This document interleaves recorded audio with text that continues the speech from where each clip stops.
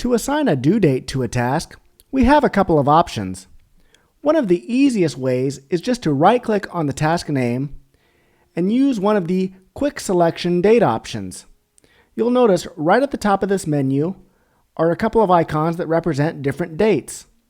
The first one represents today. Second one, tomorrow. Next week, and custom. So we can easily just assign this task to next week by selecting the next week option. Another option is to go over to the task details pane, and you'll see the due date button up at the top. When you click it, you'll notice right at the top are the quick date selection options again.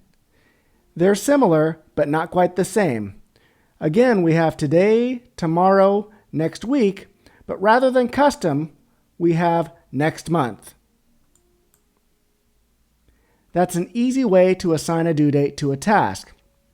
But what if we want to get more precise? Let me click another task and go back into the due date options. Below the quick date selections, we have a calendar, and we can quickly scroll through the calendar to select the precise date that we're looking for. So for example, if we're looking for Monday, February 6th, we can select that date and press OK.